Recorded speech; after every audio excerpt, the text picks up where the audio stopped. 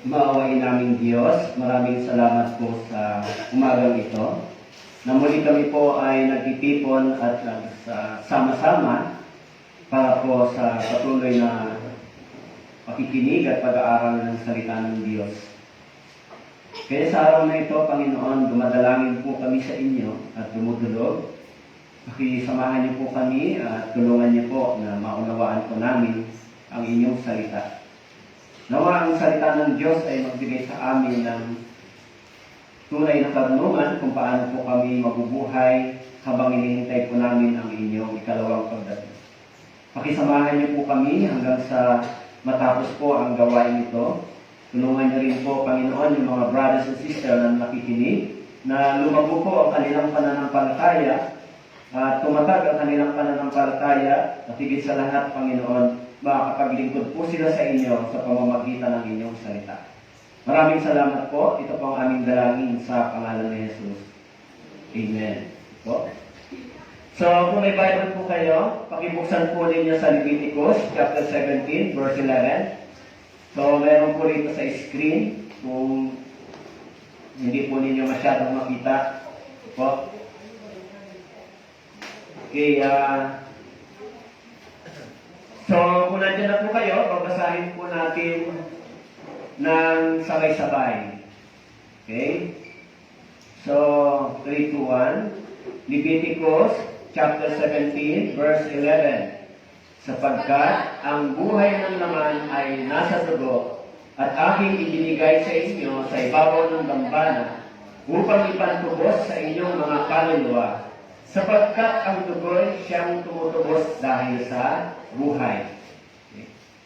So, nung Sunday, tinalakay natin yung topic tungkol dito, di ba? About the blood. Okay po? So, bakit po mahalaga yung blood? Especially in the Old Testament. Okay po? Bakit lagi itong binabanggit? Lalo na pag patungkol po sa salitang salvation. Okay.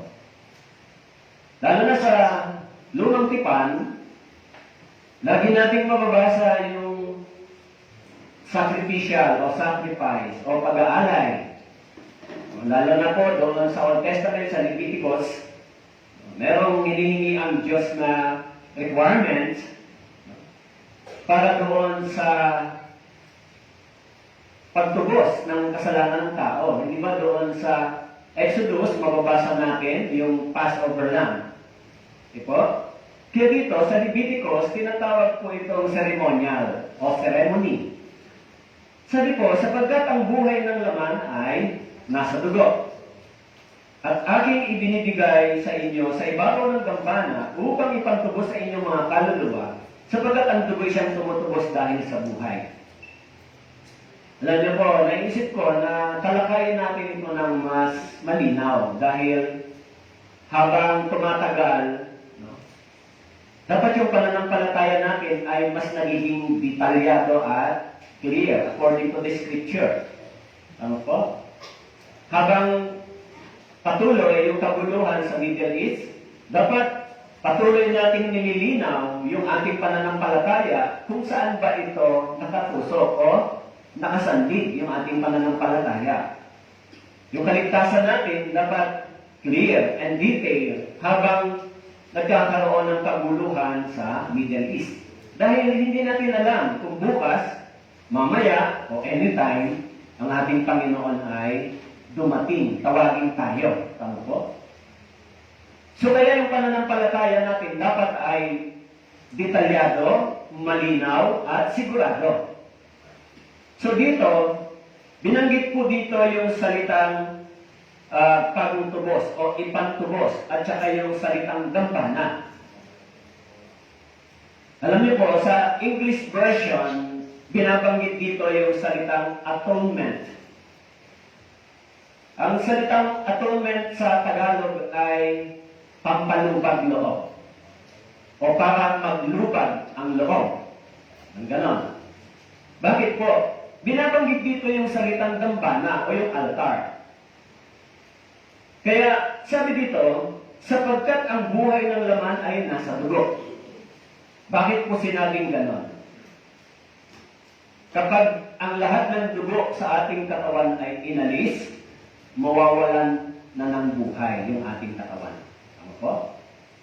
Kaya kapag nasugatan ka, naubusan ka ng dugo, ang ikamamatay mo ay yung pagkaubos ng dugo sa iyong katawan.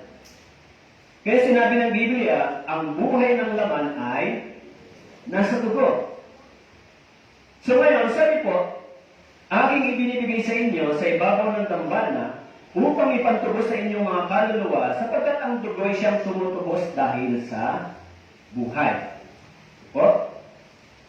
Actually, yung salitang atonement ay may mga meaning na kasi yung mga English kasi ng atonement na synonym niya ay appease or to appease, to satisfy, or merong mga synonym siya na meaning. So sa Tagalog ay upang o to cover, takpan ang kasalanan, bayad para sa nagkasala, tinubos mula sa hatol ng Diyos or pampalubag loob. Yung salitang to appease with God upang ang kalooban ng Diyos ay maglubag. Bakit po? Alam niyo po, sa Biblia, sabi po dito sa Leviticus chapter 1 verse 5, ganito po nila ginagawa yung sacrificial lamb o yung pag-aalay. Sabi po, sa Leviticus chapter 1 verse 5, at kanyang papatayin ng toro sa harapan ng Panginoon, ang dugo ay ihahandog ng mga anak ni Aaron, ng mga pari, at iwiwisik ito sa palibot ng dambana na nasa pituan ng todang tipanan. Sabi po, kinukuha yung blood, pagkatapos, iwiniwisik sa dambana. Altar, ang tawag doon, tampo, dambana, altar ay parehas lang. Di ba? Kapag nanonood po kayo ng mga ancient history, especially yung the time of Vikings, sa panahon ng mga 800 AD, yung labanan ng mga Pagano at saka ng mga Kristiyano, the Vikings is the pagans, yung Christian belief na time ay nag-i-exist, yun yung laging merong gera o war. Alam niyo po, yung mga Pagano o yung mga Vikings, meron po silang ginagawang sacrificial o sacrifice. Halimbawa, pupunta sila sa labanan, sa gera, kailangan muna nilang magsakripisyo para ang Diyos ay umayon sa kanila. Ibig sabihin, kukuha sila ng sacrificial. Actually, sa Vikings, pag binasa po ninyo yung history, tao yung kanilang sinasacrifice. So, bakit kailangan magkaroon ng sacrifice sa altar? Para ang favor ng Diyos ay makuha nila. The gods. Halimbawa, kayo po, hindi ba, alam mo ang mga Pilipino ganito, lalo mga albularyo. Kapag ikaw kumonsulta ka sa albularyo, ang sasabihin sa iyo, kailangan mong magkaroon ng sacrifice. Sasabihin nila kung nainkanto ka, namatanda ka, o ano pa man, kailangan mong iblis. Kung minsan, yung mga Pilipino nagpapatay ng hayop, tapos yung dugo ay pinipili. Alam niyo ba yung ganong paraan? Nagsasacrifice, yung hayop ay kakatayin, tapos yung dugo ay ipinipili. Bakit ito ginagawa? This is the sacrifice para magkaroon ng favor doon sa gustong kausap ng tao. Kasi yung altar at sacrifice ay nagkukonek sa Diyos. Sa Diyos na kanilang kinikilala. Bakit ka nag-o-offer, nagsasacrifice dito? Bakit sila nagdadala ng offering, nagsasacrifice sa dambana? Sa pagitan ng altar at ng tao, ito yung connection nila sa Diyos. Kaya nga nagdadala sila ng offering para magkaroon sila ng connection sa isang tao o sa isang bagay na hindi nila nakikita, ito ay kanilang ini-offer. Ganyan po yung connection ng sacrifice, yung atonement. To appease somebody or to appease with God. Ibig sabihin para maglubag ang loob. Opo? Kaya dito, sabi po, ito ay dadali ng pari sa dambana, puputulan ng ulo, susunugin sa ibabaw ng dambana, at ang dugo'y patutuloy sa tabi ng dambana. Ito po yung ginagawa ng mga Israelita sa lumang tipan. Ito po ay isinagawa sa pamamagitan ni Moises, itinalaga niya o itinayo niya yung tungkol sa pagsasakripisyo para sa kasalanan. E sabi po rito, yung sacrifice ay nagiging connection o contact ng tao sa kinikilala niyang Diyos. Naniniwala yung tao na sa kanilang pagsasakripisyo, yung Diyos kung nagagalit ay pwedeng magkaroon ng kantukan o maglubad yung loob ng kanilang Diyos. And then sacrifice ay larawan ng isang hindi nakikitang kapangyarihan o Diyos na hindi nakikita. Yung sacrifice, para kanino ba ang tao nagdadala ng offering at sacrifice? For their gods. Sa kanilang hindi nakikilalang Diyos. Bakit po? Para makuha nila yung favor ng kinikilala nilang Diyos. Halimbawa, yung isang pinanood ko na movie. So, magkakaroon sila ng war laban sa, napanood niyo ba yung Troy? Isang version yung napanood ko. So, yung Greek Empire, yung Greece, bago sila pumunta, magkaroon ng battle sa Troy. So, ang sabi ng kanilang kinikilalang priest, kailangan mag-alay muna ng tao, mag-sacrifice. Kasi yung dagat ay hindi nag-favor sa kanila. So, ang hinihinging sacrifice ay, yung anak ng hari na babae, yung daughter ng king. So, para yung dagat ay kumalma, mag-favor sa kanila ang Diyos, kailangan niyang isacrifice yung kanyang anak. Ang ibig sabihin, yung sacrifice ay para kumulit ang tao sa Diyos. Kaya, yung mga Pilipino may kaugalian ganon, di ba? Kaya sabi ron, aking ibinibigay sa inyo sa ibabaw ng dambana. Bakit po kailangan yung sacrifice? Di po? Una, sabi po dito, ang Diyos ay hukom na matuwid at isang Diyos na araw-araw ay may galit. Kaya ang galit ng Panginoon ay nag-aalab laban sa Israel at kanya sinabi, sapagkat sinuway ng bayang ito ang aking tipan na aking iniutos sa kanilang mga ninuno at hindi pininig ang aking tinig. So dito, makikita natin bakit po kailangan ng sacrifice. Dahil, sabi po dito, yung Diyos ay hukom na may galit. Tama po? Kaya sabi rito, ang Diyos ay hukom na matuwid, isang Diyos na araw-araw ay may galit. Sino po ang may galit? Ang Diyos. Alam niyo po, even in the Old Testament, even in the ancient history, kapag iniisip ng mga tao, lalo na ang mga pagano, na ang Diyos ay galit sa kanila, nagdadala sila ng sacrifice. Tama po? Kaya sabi ko rito, bakit ba kailangan yung sacrifice sa altar, sa dambana? Sabi po, kaya ang galit ng Panginoon ay nag-aalab laban sa Israel. Kung ganon, dapat kung may galit ang Diyos, humanap ng paraan ang tao kung paano ito magluluban. Tama po?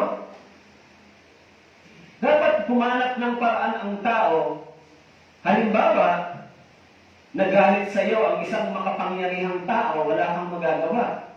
Dapat humanap ka ng paraan kung paano maglulupag yung kanyang galit sa iyo.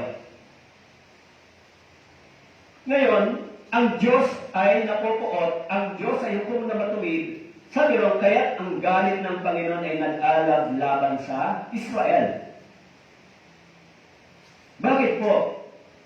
Dahil hindi nila dininig ang tinig ng Diyos. Kaya yung Diyos may galit. So para maglubag ang loob ng Diyos, para ang Diyos ay hindi maglapat ng hatol laban sa tao, kailangan maglubag yung kanyang loob. Yun po yung inihingi, even in the Old Testament. Kaya sabi po, O Diyos, bakit mo kami itinakwil magpakailanman? Bakit ang iyong galit ay umuusok laban sa mga tupa ng iyong pastulan? Sabi, bakit ang iyong galit ay umuusok laban sa mga tupa ng iyong pastulan? Bakit po nagagalit ang Diyos sa Israel? Because, sabi po, sila ay violator. O binayolate nila yung batas ng Diyos. Tama po? Sabi ng Biblia, they violated the law. So, nung binayolate nila yung batas ng Diyos, sabi po, yung galit ng Diyos ay umuusok laban sa tupa ng iyong pastulan. Kaya sabi po, ngunit magkasamang lilipulin ang mga mapag-imagsik at ang mga makasalanan, silang tumalikod sa Panginoon ay magwawakas. So, sabi po, kung ang Diyos ay may galit, ito yung kanyang gagawin.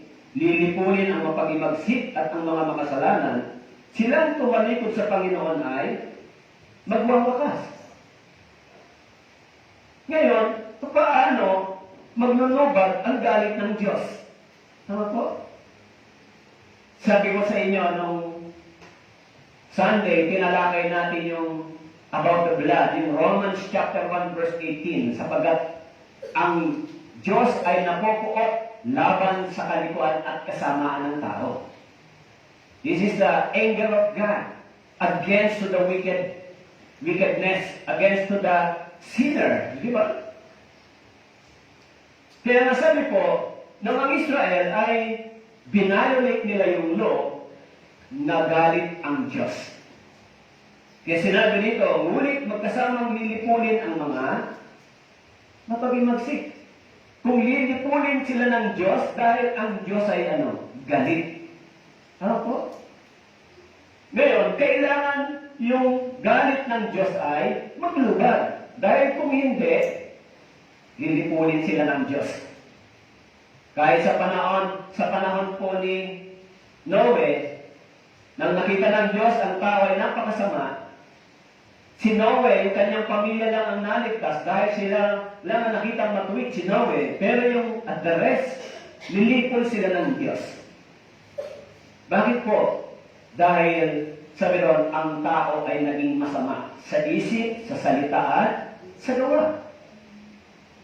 Kaya kapag ganito yung pananaw ng tao, sinabi ron, yung dugo ay dinadala sa dambana. Bakit po? The altar. Sa altar nagdadala ng something para maglubag ang loob ng Diyos na kanilang kinikilala. Yan po yung connection. Kaya sinabi po, ipinibigay sa inyo ang dugo upang ipantubos sa inyong mga kaluluwa. The blood. Kaya sabi po, ngunit ang mga sumusuway ay sama-samang pupuksain. Ang susunod na lahi ng masama ay puputulin. Ang mga sumusuway. Kaya yung mga taong hindi kumikilala sa salita ng Diyos, hindi nila nire-respeto at kinikilala yung Biblia, ang sabi po, ang Diyos ay galit at napopuot. Tama po? Yung mga Israelita, noong yung salita ng Diyos ay binayolate nila, noong pinalikuran nila yung salita ng Diyos, ang sabi, ang Diyos ay napuot at nagalit laban sa kanila. Kaya yung pagpapala na ipinangako sa kanila ay naging naging sumpa. Dahil ang Diyos ay napuot laban sa kanila.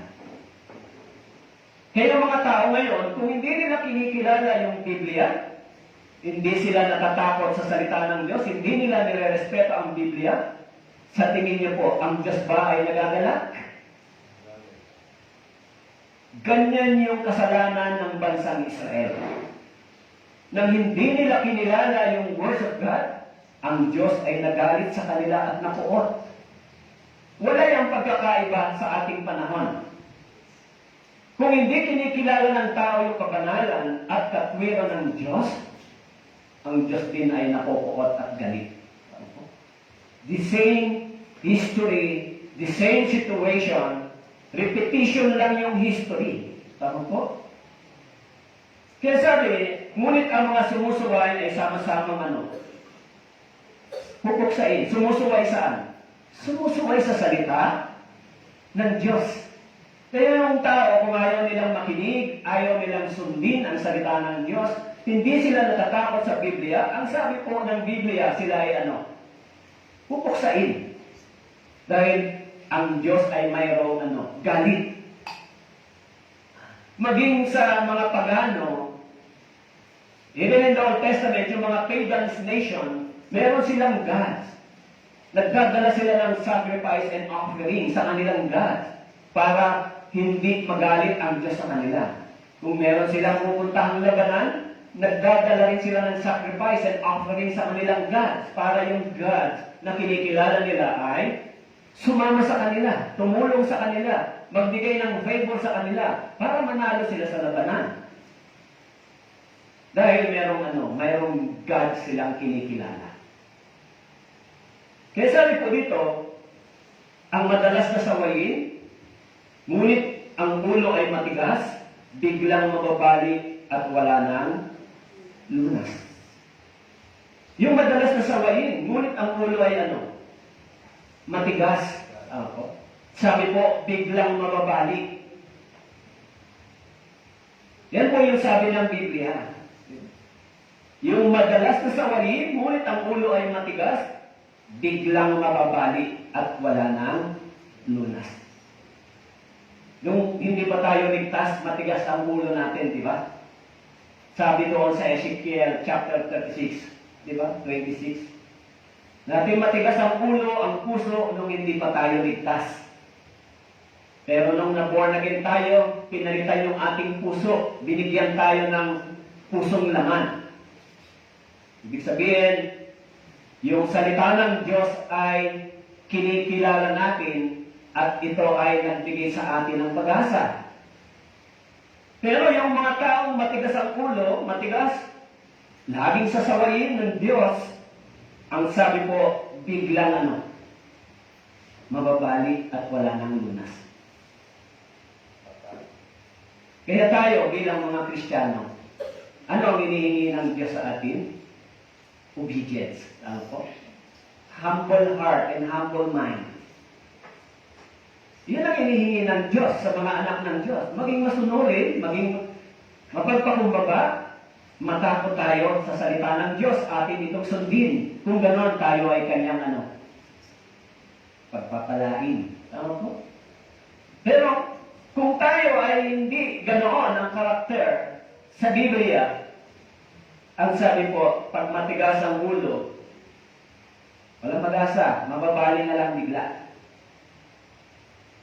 Sabi, kapag sinasabi nila kapayapaan, katiwasayan, kaagad darating sa kanila ang biglang pagkawasak. Kung sinasabi nila kapayapaan, katiwasayan, kaagad darating sa kanila ang biglang pagkawasak. Alam niyo po, yung pagdating ng Panginoon ay parang isang bomba na hindi mo alam kung kailan babagsak sa bahay mo. Halimbawa, patuloy na binobomba ng Israel yung Palestine, yung mga Hamas. Hindi nila alam kung saan tatama, kung sino ang mamamatay. So, gano'n yung pagdating ng Panginoon, unpredictable. Pero, sure na ito ay darating. Tama po? Unpredictable yung time, pero 100% na ito ay mangyayari. Kaya ang sabi po, kung iniisip ng tao ay kapayapaan, katiwasayan, biglang darating sa kanila ang pagkawasak. Kaya tayo tinuturuan ng Biblia, kaya tayo na iniligtas ng Panginoon para hindi tayo mawasak pag biglang dumating ang pagkawasak. Kaya tayo tumanggap ng Ebanghelyo para anytime na ang Panginoon ay dumating, hindi tayo mawawasak. Tama po? Dahil sabi dyan, kapag sinasabi niya, kapayapaan, katiwasayan, kaagad darating sa kanila ang biglang pagkawasa. Hindi siya surprise. Kaya sabi po, sapagkat ang puot ng Diyos ay nahayag mula sa langit, laban sa lahat ng kalikuan at kasamaan ng mga tao. Kung ganon, paano mapapawi yung puot ng Diyos? Laban sa kasamaan at kalikuan ng tao. Yes, pag sinabi mo, alam mo, sabi ng Biblia, pupunta ka sa impyerno pag hindi ka sumampalataya, hindi ka nagsisi at sumampalataya kay Kristo. Pag sinabi mo gano'n sa tao, ayaw nilang tanggapin. Nakikipaglaban sila dito sa salita ng Diyos. Kung gano'n, sabi po, gustong magpatuloy ng tao saan? Sa kalikuan at kasamaan. Ngayon kung ang tao ay nabubuhay sa ganitong kalagayan, ang sabi po, ang Diyos o ang puot ng Diyos nahayag mula sa langit. Kaya paano mo maaapis ang Diyos? Paano mo masasatisfy ang Diyos kung ang Diyos ay napupuot sa iyo? Kung ang Diyos ay napupuot sa tao, paano nila mapapaglubag ang loob ng Diyos? Yung salitang atonement ay tinatawag na to cover your sin, para sa Tagalog, para maglubag ang loob ng Diyos. Parang tinatawag na pampalubag loob. Sa Tagalog, alam niyo ba yung ganong salita? Pampalubag loob? Para maglubag yung loob ng isang tao, kailangan mo magbigay ng something. Sige na, pampalubag loob na lang yan para hindi ka na magalit sa akin. Tama po? Ngayon, kung ang nagagalit sa iyo ay isang makapangyarihang tao, hahanap ka ng mediator. Uy, halimbawa, ang presidente na puot sa iyo, nagalit sa iyo. Hindi mo kayang labanan ng presidente. Hahanap ka ngayon ng tao na mag-mediate sa iyo sa pagitan niya at sa iyo. So, gagawa ka ng paraan. At kung minsan, kung may napuot at nagalit sa iyo, pwedeng magbigay ka ng something para tinatawag na peace offering. Tama po? This is a peace offering. Paano kung ang Diyos ang napupuot sa isang tao? Kaya sa Old Testament, sabi po, yung blood ay dinadala sa dambana para ipantubos sa inyong mga kaluluwa. Bakit blood? Dahil yung blood ay life. Pag inalis mo siya sa katawan, mawawala ng buhay ito. Tama po? Ibig sabihin, merong tinutukoy dito na malinaw na mensahe yung salita ng Diyos. Kaya sinasabi nila sa mga bundok at sa mga bato, mahulog ka sa amin, itago ninyo kami mula sa mukha ng nakaupo sa trono at mula sa puot ng kordero. Yung Revelation chapter 6 verse 16, ito po yung panahon ng tribulation, 7 years tribulation. Sinabi rito, mahulog kayo sa amin, itago ninyo kami mula sa mukha na nakaupo sa trono, mula saan? Mula sa puot ng kordero. So, kilala niyo ba kung sino dito yung kordero? So, ibig sabihin yan ang Diyos. In the person of Jesus, sabi po, mula sa puot ng Diyos, mula sa puot ng kordero. Bakit po? Sabi niya, sinasabi niya sa mga bundok at sa mga bato, mahulog kayo sa amin, itago ninyo kami mula sa mukha ng nakaupo. Itago niyo kami mula sa puot ng Diyos. Kaya ba ng tao magtago sa puot ng Diyos? Kaya sabi po rito, sapagkat dumating na ang dakilang araw ng kanilang pagkapuot, at sino ang makatatagal? Alam niyo po, may mga pangyayari na maging sa mga movie. Kapag iniisip nila na ang Diyos ay hindi nag-favor sa kanila, alam nila na may pagkapuot yung gods na kinikilala nila, anong ginagawa nila? Nagdadala sila ng sacrifice gumagawa sila ng altar para doon gawin nila yung tinatawag na atonement o pampalubag loob sa gods na kanilang kinikilala. Maging yung mga puot ng kalikasan, no? Kapag ka ang kalikasan ay nagagalit, napupuot, halimbawa, yung history ni Jonah, dahil sa pagtakas ni Jonah sa Panginoon, inutusan siya ng Diyos na pumunta ng Ninive, tumakas siya. So, anong ginawa ng Diyos? Yung dagat ay nilagyan niya ng bagyo. Storm. Kaya habang yung dagat ay nagkaroon ng malalaking alon, malakas na bagyo at ulan, so yung barko nila ay lulubog at si Jonah ay nandoon. At ang sabi, ang Diyos ang siyang lumikha ng storm. Dahil sa pagtakas ni Jonah. Dahil sa pagsuway ni Jonah. Kung gano'n, sino yung Diyos na gumawa nun? Iba ba yung Diyos ngayon na nakikilala natin? Kung gano'n, yung Diyos ay hindi pwedeng pumayag kung ang tao ay sumusuway. Sa bawat pagsuway at paglabag ng tao, laging mayroong karampatan itong galing na response sa Diyos. Kaya sabi po, sa panahon ng, ito po ay prophecy, hindi pa nangyayari yung revelation na ito, darating ito, sabi po, mahulog kayo sa amin, itago ninyo kami mula sa mukha na nakaupo sa trono, mula sa puot ng kordero.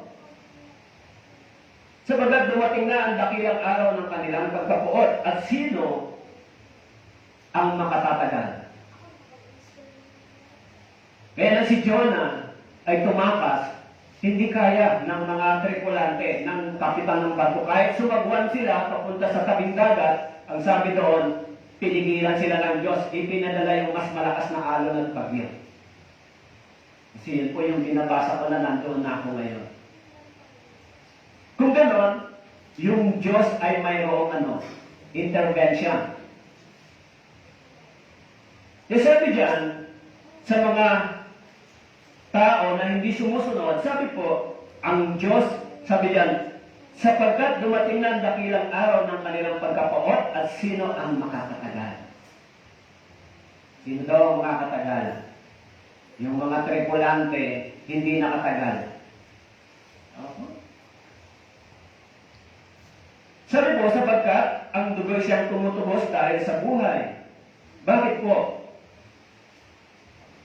Nang ang tao ay nagkasala sa Diyos, sila yung tinatawag na violator. Tama po? Sila yung mga sinner. Tayo. Nagkasala tayo sa Diyos, tayo yung violator. Vinolate natin yung yung law, yung batas ng Diyos. Tama po? Tayo yung violator. Kaya even in the Old Testament, sabi po, nire-required ng Diyos yung sacrifice o sin offering. Bakit po? Dahil nang ang tao ay binayolate yung batas ng Diyos, ang Diyos ay napopoot. Kaya nga, nang si Eva at Adan ay nagkasala laban sa Panginoon, nang sinuway nila yung salita ng Diyos, meron bang bayad yung kasalanan nila? Ang sabi doon, dahil sa paglabag ni Adan, sabi ng Panginoon, dahil sa iyong paglabag, yung lupa ay isinumpa. Tama po? Sabi ng Biblia. Hindi lamang yon, sinabi ng Diyos kay Adan, dahil nakinig ka sa iyong asawa, sumpain ang lupa dahil sa iyo. Sumunod, ikaw ay sa alabok, at sa alabok ka nang galing, sa alabok ka babalik. This is the consequence of Adam's sin against the words of God. So, hindi pinalagpas ng Diyos yung kanilang disobedience. Alam, sabi ng Panginoon kay Eve, ikaw Eve, dahil din sa iyo, di ba? Ano ang sabi ng Panginoon sa kanya? Manganganak ka ng may paghihirap. Yan yung response ng Diyos sa kanilang disobedience. Ibig sabihin yung kanilang pagsuway, hindi pinalagpas ng Diyos. Kaya nga sabi ng Biblia, nung nagkasala sila, sabi ng Panginoon, Adan, Adan, nasaan ka? Actually, ang sagot ng tao, iba. Ano ang sagot ni Adan? Sabi ng Diyos sa kanya, kumain ka ba ng bunga ng punong kahoy na pinagbawal ko sa iyo? Binigyan kasi ako ng babaeng ito, yung binigay mo sa akin. At yung babae naman, dahil sa iyong ginawa, tinukso ako ng ahas. No? Tinitignan yung mali ng isa. Minsan ganun yung mga tao. Tinitignan nila yung mali ng iba, yung sarili nilang pagkakamali, hindi nila nakikita. Ang husay nilang pumuna sa iba, ang galing nilang magsabi ng mga mali ng iba, pero yung kanilang sarili, hindi nila nakikita. Yung mga born again, madalas silang pintasan. Pero yung pumipintas minsan sa kanila, hindi naman mga born again. Sa tingin ng Diyos, mas masama sila kaysa doon sa born again na yan, nagsisikap patutong mabuhay ng tama. So, si Adan, ganun yung kanyang kaisipan. Siya ang, yung binigay mo, siya ang sinisi. Yung mali niya, hindi niya nakita. Yung kanyang pagkukulang. Si Eve naman, itinuro yung ahas. Yung ahas ang dahilan. Kaya, dahil sa pag-violate ng tao sa batas ng Diyos, mayroong consequence. Bagamat ganoon yung nangyari, ang sabi po sa Biblia, sa Genesis chapter 3 verse 21, ang Diyos ay gumawa ng isang promise. Pumatay siya ng isang hayop, kinuha niya yung balat at ibinigay kay Adan at Eve. Yun ay tinatawag na atonement. Ang ibig sabihin, to cover their sins. This is the shadow of Jesus Christ. To cover their sins against God. Although yung covering ibinigay sa kanila, pero yung kasalanan nila ay mayroon pa rin may consequence pa rin. Tama po? Kahit ang Diyos ay gumawa ng paraan upang hindi mapahamak yung kanilang espiritu, pero yung kasalanan nila ay pinagbayaran pa rin nila. Kaya si Adan, sabi po, dahil ikaw ay sa alabok ng galing at sa alabok ka, babalik. Namatay pa si Adan? Namatay po ba si Adan? Pag may nagtanong, paano mo mapapatunayan na totoong namatay si Adan? Pag hindi ka namatay. Tama po? Pag ikaw ay hindi namatay at bumalik sa alabok, hindi totoong namatay si Adan. Pero pag ikaw ay namatay at bumalik sa alabok, yung sinabi ng Diyos kay Adan, nagkatotoo rin sa iyo. Tama po? This is the evidence. Yan yung judgment ng Diyos. Kaya tayo, kahit na tayo ay ligtas na, yung ating katawan hindi makakaiwas sa hatol ng Diyos. Bakit po? Kasi hindi nito maiiwasang hindi mamamatay. Tama po? Yung katawang laman. Yung katawang laman natin, hindi ba mamamatay? This is the consequence of sin. But of course, our spirit is saved. Tama po? Kaya nga, sabi po, ano po ang hiningi ng Diyos? Ano ang ipinakita ng Diyos para maglubag ang kanyang loob? Para mapatawad ang tao? Sabi po dito,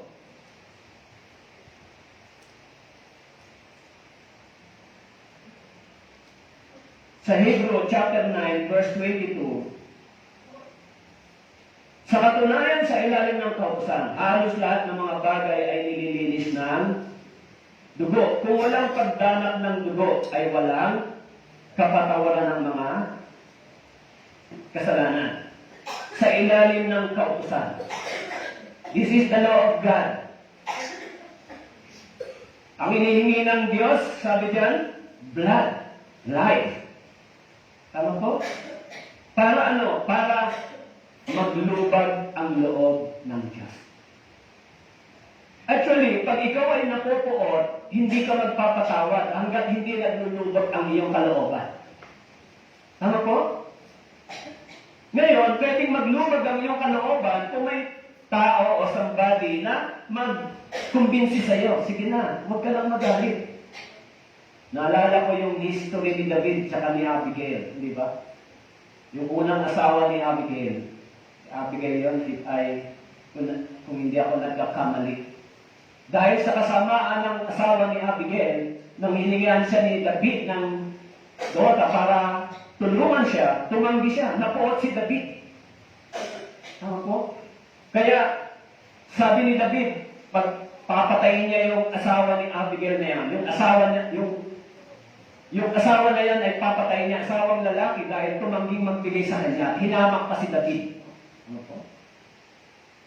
Kaya yung kanyang asawa, kung hindi po ako nagkakamali, ang naging mediator kay David, nagdala ng offering para maglubag ang loob ni David.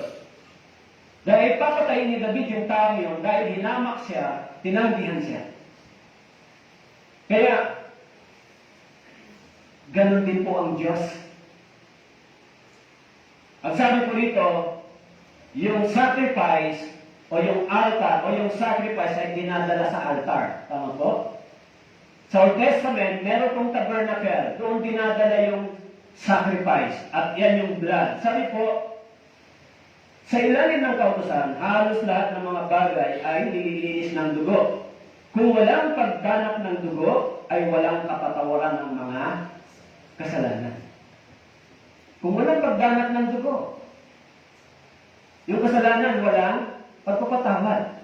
The same idea and the same concept na yung mga tao, even the pagans, ginagawa nila yung sacrifice sa altar to appease their gods, para maglubag yung loob ng kanilang kinikilalang Diyos.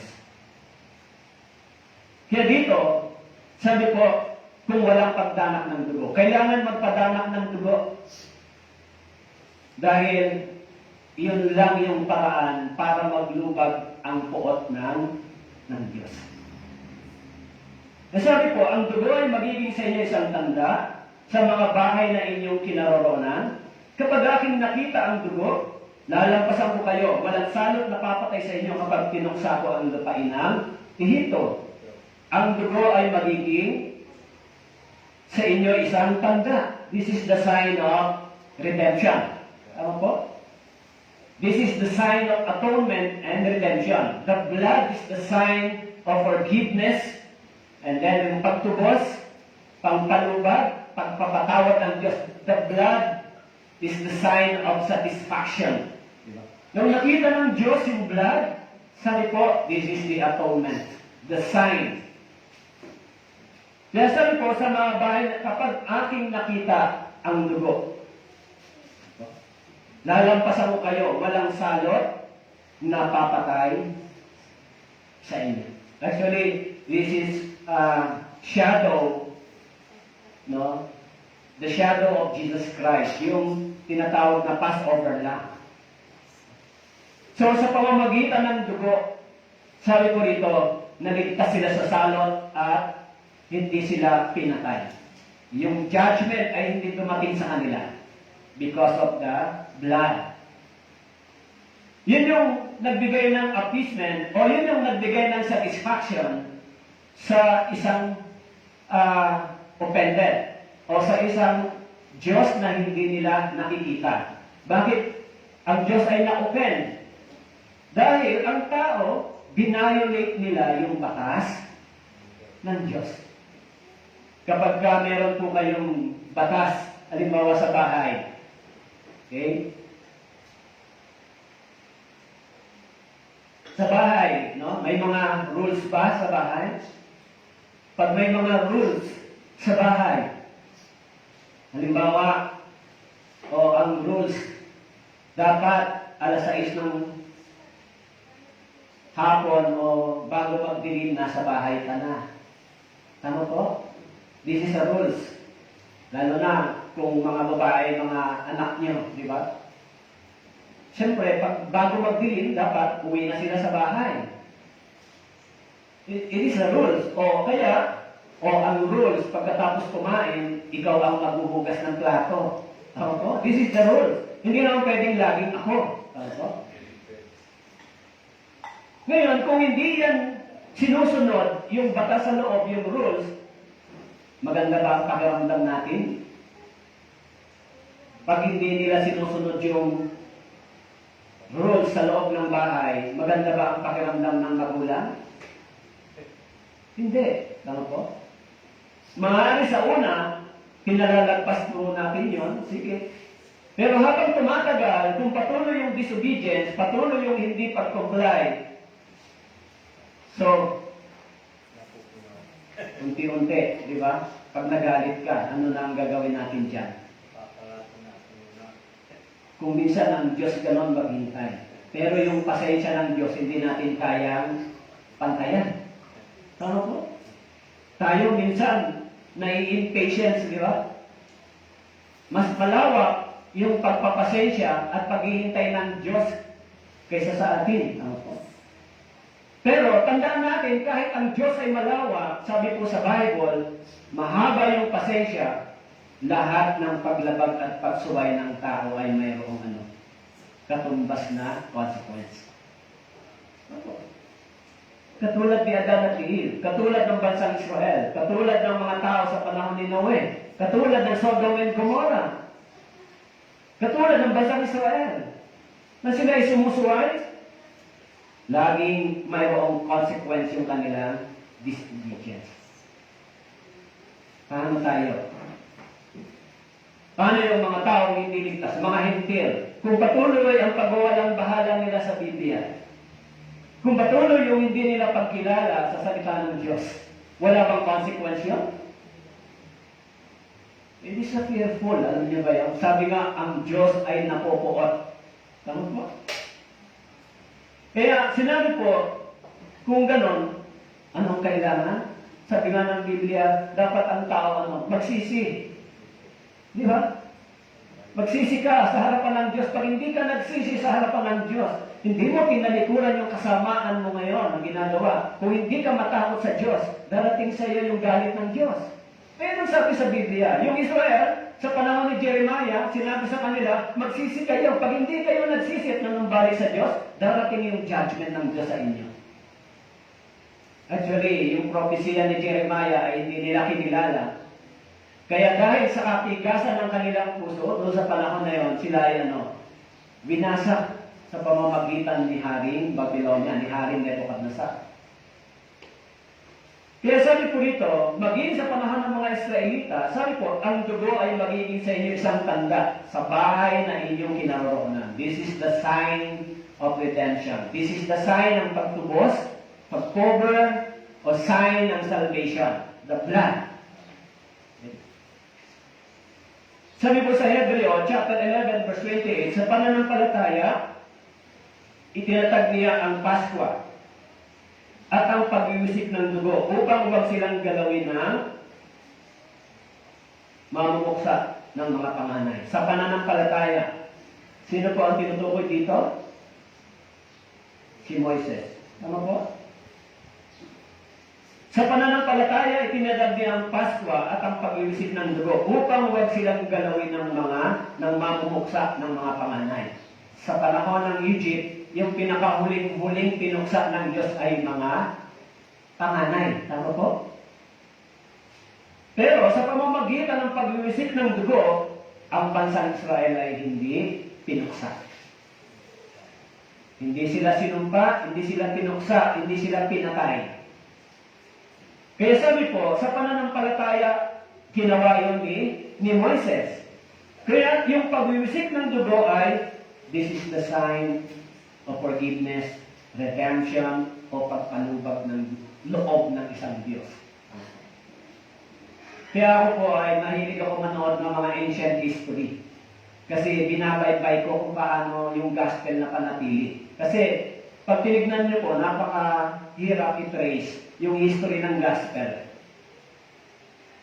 Kasi halimbawa, halimbawa po sa panahon ng mga disciples ni Jesus, di ba? Tapos mga disciples, pagkatapos ng mga disciples, yung mga church fathers, yung mga tinuruan ng mga disciples, pagkatapos ng mga tinuruan ng mga disciples, nag-spread sila, naganoon yung mga bishop. Pagkatapos ng mga bishop, yung mga pastors, mga evangelists, mga elders. Pero kung titignan po natin, yung history ng gospel kung saan nagmula ay halos nabura na. Sa Jerusalem, tama po? Sa Middle East, sa Israel. Sa Israel, nagsimula yung history ng gospel. Tama po? Sa Jerusalem, nangaral ang Panginoon sa Judea, sa Samaria, nangaral ang Panginoon ng Ebanghelyo, pero after 2,000 years, yung gospel ay halos hindi na matrace sa kanila. Tama po? Kaya ano yung pinakamalaking population sa Middle East ngayon? Islam, Muslim. The only democratic nation, the Christian, ay Jewish people ang nasa gitna nila. Pero yung Jewish nation, yung Jewish people, yung Israel, pag itinaaral mo sa kanila si Jesus, hindi pa nila ito kinikilala. Kaya kung titignan mo yung history ng gospel hanggang sa ating panahon, kaya sabi ko dito, yung pananampalatayang ito ay mayroong may history. Kailangan nyo, pananampalataya po ninyo ay wala kayong doubt. Dapat yung pananampalataya natin ay very clear. Tama ba yung nasa church ako pag Sunday? Tama ba yung ginagawa ko, nag-aaral ako ng Biblia? Tama ba yung paniniwala ko, ligtas ako? Totoo ba na yung kaalaman ko sa Biblia ay nag-connect sa tunay sa aking kaligtasan? Naintindihan ko ba kung ano ba talaga yung kahulugan ng pagdanang ng dugo ni Kristo? Kaya sa atin, bilang mga hentil, yung blood na hinihingi sa atin ay hindi galing sa atin. Kanino mo galing? Kay Jesus. Kaya, sa kamatayan ni Jesus, sabi po roon, siya ay itinuring na parang isinumpa. Dahil yung puot ng Diyos ay sa Kanya ipinataw. Tama po? Kaya sabi po, yung pagdanak ng dugo, sabi po, ay naging daan ng pagpapatawad ng ating mga kasalanan. Kung walang pagdanak ng dugo. Si Kristo po ang tinutukoy doon. Sabi po sa Hebrews chapter 9 verse 22, kung walang pagdanak ng dugo, kung hindi dumanak yung dugo ni Kristo, hindi masasatisfy yung isang Diyos na na-open. Dahil binayonate ng tao yung batas ng Diyos. Kaya tayo, sabi ko, sa mga tao hindi paligtas, yung puot ng Diyos. So, para maglubag yung puot ng Diyos, anong kailangan? Okay? Actually, sa Genesis chapter 4, verse 4, nagdala rin si Abel ng mga panganay ng kanyang kawan. Ang taba ng mga iyon ay pinahalaga ng Panginoon, si Abel at ang kanyang handog. Okay? Sabi po, nagdala rin si Abel ng mga panganay ng kanyang kawan at ang taba ng mga iyon. Bakit pinahalagahan ng Panginoon yung handog ni Abel? Actually, sabi po, ang ini-offer niya ay panganay. Tama po? Actually, this is a shadow kay Jesus Christ. Si Jesus Christ ay panganay. Ang ibig sabihin ng panganay, si Jesus Christ ang unang bumangon mula sa mga patay. Yan ang meaning ng panganay. Kaya sabi lang, si Abel nagdala ng mga panganay ng kanyang kawan. So, si Jesus Christ ay dinala bilang bilang handog. Sacrifice for sin offering. Kaya, yung blood ay hinihingi. Bakit po? Ang sabi lang, to satisfy yung Diyos. Maglubag yung loob ng Diyos. Dahil sabi po, ang puot ng Diyos ay nahahayag laban sa kalikuan at kasamaan ng tao. Ngayon, halimbawa po, Halimbawa na lang, isang hari na makapangyarihan. Halimbawa si King Nebuchadnezzar, isang makapangyarihang hari. Kapag napupuot sa iyo ang isang makapangyarihang hari, kapag napupuot sa iyo ang isang makapangyarihang hari, ano ang gagawin niya? Ang gagawin niya, ikaw ay ano? Ipapapatay niya. Ano po? Kaya, kung ganon, kung ang isang hari ay napupuot sa iyo, ipapapatay ka niya. Ano po? Bakit po? Dahil napupuot siya at galit siya sa iyo. Si King Nebuchadnezzar, isang makapangyarihang hari, sa panahon niya, actually, isa sa pinakamakapangyarihan at napaka-fierce ng kaharian ni King Nebuchadnezzar, isa siyang nakakatakot na hari. Lahat ng mga hindi niya nagugustuhan sa kanyang kaharian ay kanyang pinapapatay. Bakit po? Lalo na nung lumabag sila sa batas, halimbawa si Shadrach, Meshach at Abednego. Yung batas ng hari, kapag narinig nyo yung ingay na ito, yung kampana, dapat kayo ay lumuhod. Tama po? Sumamba sa ipinagawa niyang ribulto. Pero nung nagsumbong yung mga kilalang tagapanguna sa kaharian, mahal na hari, may mga taong galing sa Juda na hindi sumusunod sa utos mo. Ang sabi doon, yung mukha ni King Nebuchadnezzar ay napuot. Dahil yung tatlong itong kabataan na ito ay hindi sumunod sa batas na pinalaga ni King Nebuchadnezzar.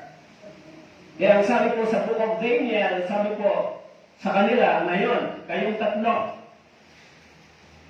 sinabi sa kanila ni Haring Nebuchadnezzar, lumuhod kayo ngayon sa ribultong ito. Pag hindi kayo lumuhod, ihahagis kayo sa apoy na nagliliyab na apoy. Ano po? Anong sabi nila? Mahal na hari, kahit na mamatay kami, ihagis mo kami, hindi kami susunod at luluhod sa isang Diyos at sa ribulto. So napuot at nagalit si King Nebuchadnezzar. Kaya yung tatlong kabataan ito ay binuhat, inihagis sa apoy. Namatay yung nagdala sa kanila. Pero, ang ibig sabihin doon, kung ang isang hari ay mapupuot sa iyo, ipapapatay ka niya. Lalo na kung nilalabag mo yung kanyang mga batas. The same scenario sa mga sinner, dahil patuloy nilang nilalabag yung utos at batas ng Diyos. Patuloy nilang binabaliwala yung utos ng Diyos. Patuloy nilang hindi pinapansin yung panawagan ng Diyos. Kung gano'n, ano ang gagawin ng hari? Jesus is a king. Tama po? God is a king. King of kings and Lord of lords. So, this is the words of king. Tama po? Pero kung patuloy itong nilalabag, binabiolate ng tao, darating ang araw. Anong sasabihin ng Diyos? Kung hindi ang tao magsisi, manumbalik, ipapapatay sila ng Diyos. Tama po? Kaya yung judgment, yung paghukom, magsabi po, ang Diyos ay isang hukom na may galit. Kaya, nakakatakot yung Diyos, hindi ba? Lalo na, kung binabiolate ng tao yung salita ng Diyos.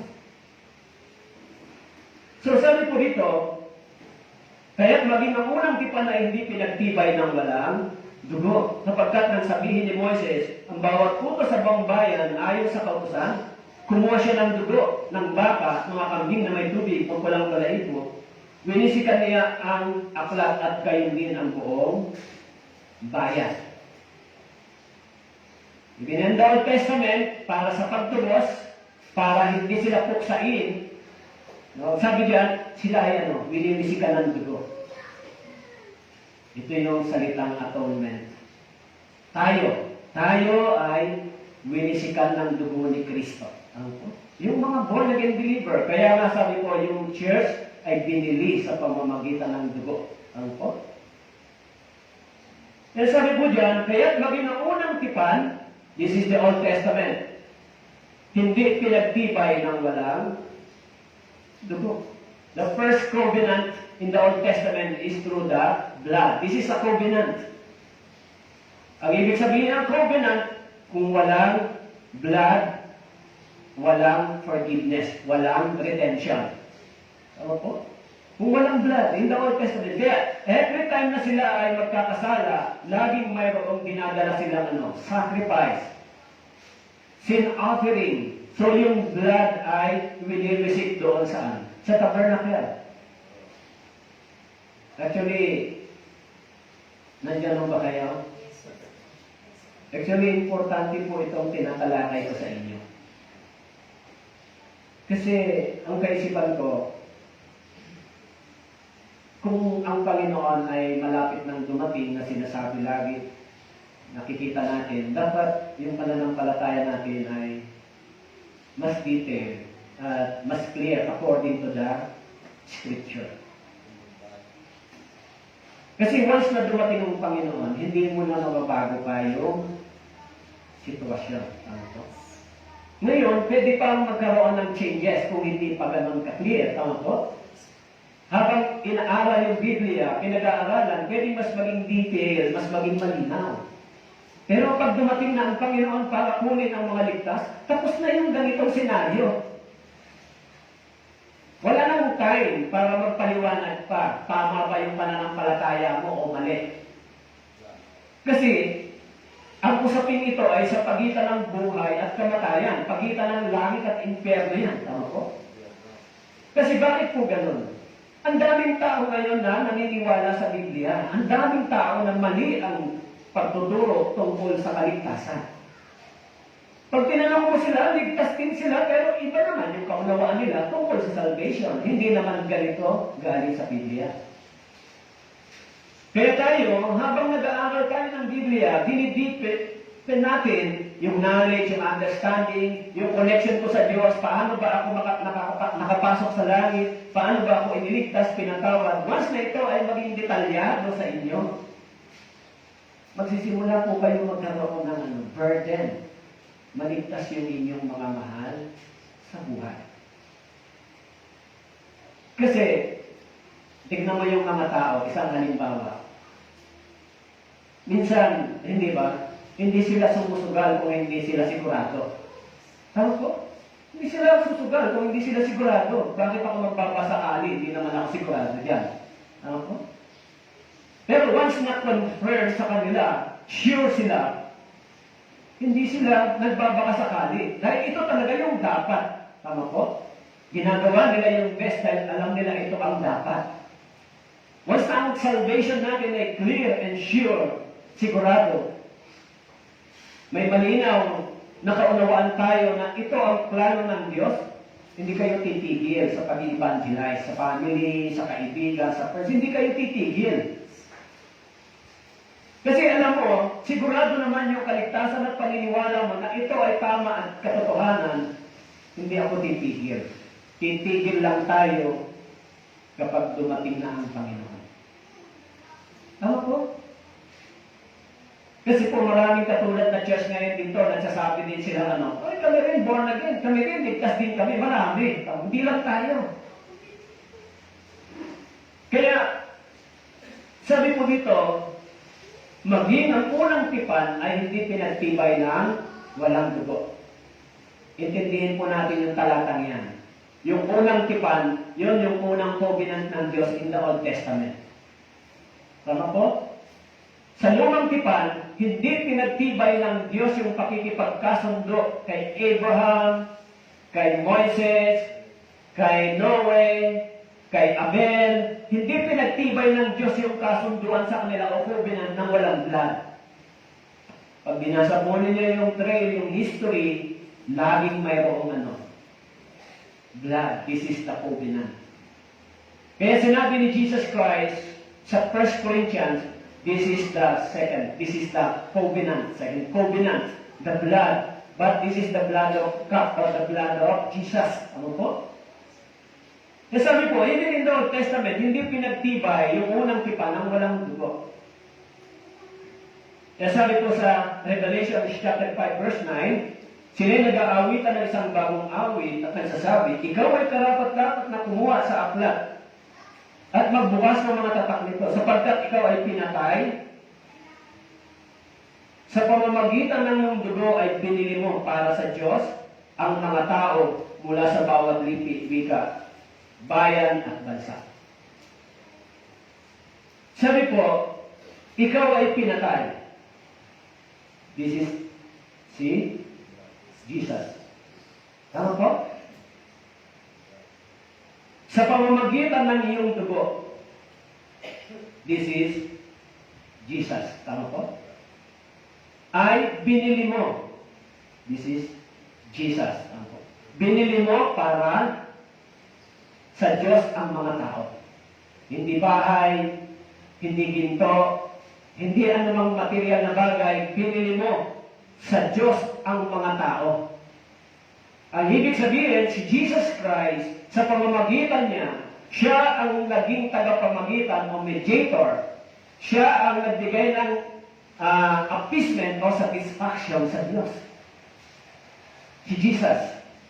Sa pamamagitan ni Jesus Christ, o kamatayan ni Jesus Christ, nagkaroon ng satisfaction ang Diyos sa Kanya.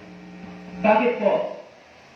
Dahil sinasabi ng Biblia, si Jesus ay blameless, spotless, ibig sabihin sinless, hindi siya nagkasala kailanman.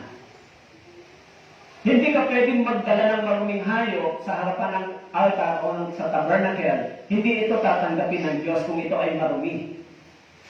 Ibig sabihin, meron din siyang sin na dapat niyang bayaran. Kaya si Jesus, siya ay isang sinless, siya po ay isang kordero, lamb na inialay ng Diyos bilang pantubos. So, kaya sabi po, kung walang pagdanat ng dugo, walang pagpapatawad ng ating mga kasalanan. Kaya sabi po diyan, ikaw ay pinatay sa pamamagitan ng iyong dugo, binili mo para sa Diyos ang mga tao mula sa bawat lipi, wika, bayan at bansa. Kasama ba yung wika ng Pilipino dito? Ganyan po yung ginawa ng Panginoon sa atin. Kaya hindi tayo nagbabakasakali. Hindi kayo nagbabakasakali. Hindi lang binibigyan ng pansin ng tao yung kaalaman na ito. Mga ganito kadetalye at kalinaw kung paano tayo tumanggap ng kaligtasan. Tama po? So kung ganoon, kung ito ay ginawa, yan ay yung connection po niyan through Through faith. Tama po? I believe in Jesus kung anong ginawa niya para sa akin. Niligtas niya ako. Namatay siya para sa akin. Kaya sinabi po doon sa 1 Corinthians chapter 15 verse 3, sapagkat ibinigay ko sa inyo una sa lahat ang aking ding tinanggap na si Kristo ay namatay para sa ating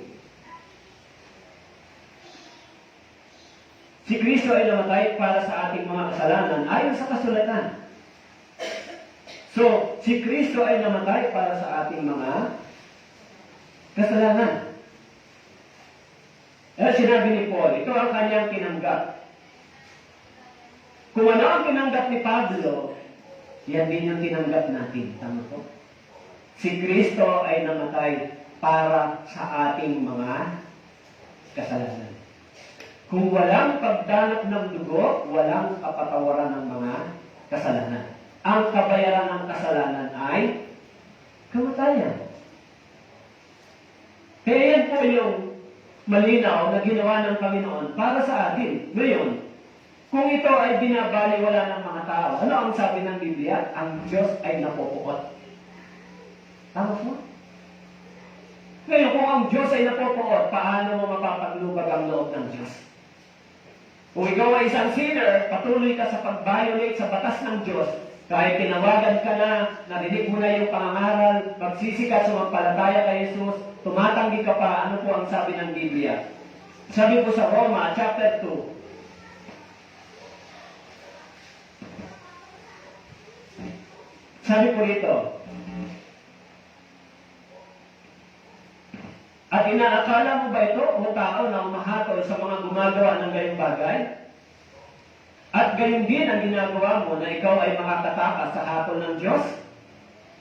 O inahamak mo ang mga kayamanan ng kanyang kabutihan, pagtitiis at pagtsatsaga, na hindi mo nababatid na ang kabutihan ng Diyos ang umaakay sa iyo sa pagsisisi. Ngunit, ayon sa iyong katigasan at pusong hindi nagsisisi, ayon sa iyo, katigasan at pusong hindi nagsisisi, ay nagtitipon ka para sa iyong sarili ng puot sa araw ng kapuotan at pagpapahayag ng matuwid na paghukom ng Diyos. Sabi po, dahil sa katigasan ng iyong puso, ayaw tumalikod sa kasalanan, nagtitipon ka daw. Nagtitipon ka ng puot. Tama po? Ang ibig sabihin ng nagtitipon ng puot, ang Diyos ay napakalawak ng patience at yung paghihintay sa tao. Tama po? Kaya sabi po, nagtitipon ka ng puot sa iyong sarili sa araw ng kapuotan, sa pagpapahayag ng matuwid na paghukom ng Diyos. Kaya sabi po dito sa verse 6, at kanyang gagantihan ang bawat tao ayon sa kanyang mga gawa. Kanya, sino po ito? Ito po yung Diyos. Tama po? Lahat ng mga pagwawalang bahala ng tao dito sa Biblia, lahat ng paghamak nila dito sa salita ng Diyos, ang sabi po, kanyang gagantihan ang bawat tao. Tama po? Kaya tayo, bilang mga ligtas, dapat meron tayong fear. Tama po? Ay, huwag tayong tumuloy dito kasi mali iyan. Paano yung mga hindi ligtas? Palalagpasin pa sila ng Diyos?